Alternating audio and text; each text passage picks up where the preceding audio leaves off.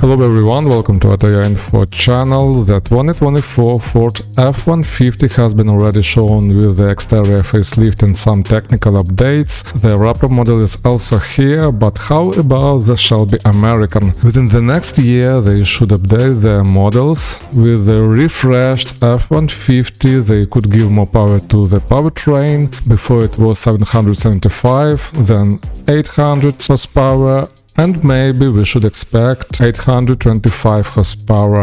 At the exterior, new lights will be the most significant change. We have already illustrated how it could look like. Please take a look, don't forget to subscribe, see you next time.